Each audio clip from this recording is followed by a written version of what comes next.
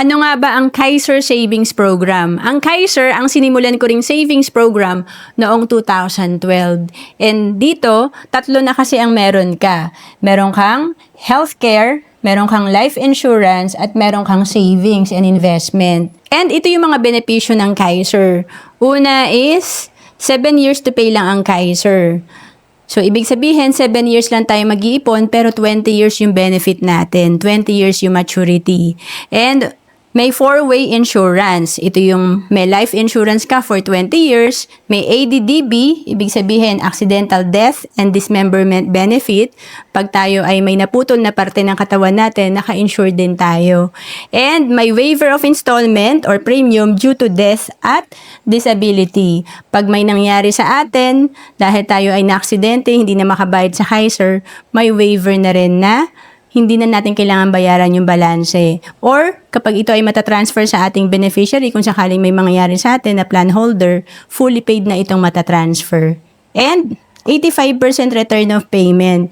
Kapag tayo ay walang claim during the first 7 years or during the paying period, ibabalik ang up to 85% ng ating binayad sa Kaiser. And, all unused health fund continue to accumulate with interest. Ito yung maganda sa Kaiser.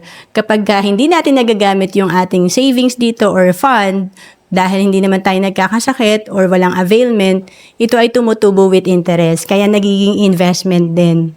And never go negative. Kaya kami mag-asawa, tagdalawa na kaming Kaiser. Dahil ito ay hindi magne-negative at kung worst case, 3% per year ang kikitain ng pera mo. Magbigay tayo ng halimbawa, pag tayo ay nag-iipon ng 36,000 per year, in 20 years, saka pa lang tayo magkakaroon ng 720,000.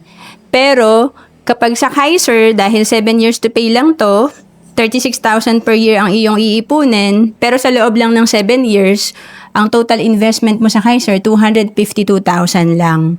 And, ang projected fund nito, pag nag-mature on maturity, after 20 years, nasa 700,000 ang maturity value. And, ano bang gusto natin? 20 years tayo mag-iipon ng 36,000 per year or sa Kaiser na 7 years to pay lang? Ang Kaiser ay 3-in-1 na. Ito rin ang sinimulan kong savings program noong 2012.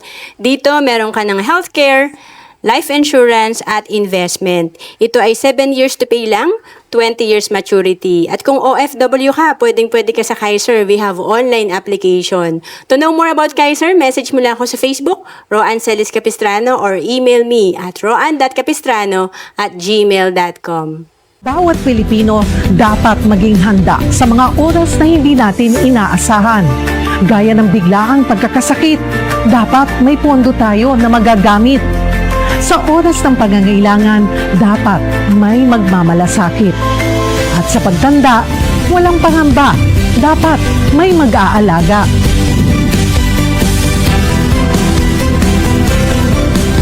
Ganyan mag-alaga ang Kaiser. Yan ang dapat. Ako po si Cheryl Posit.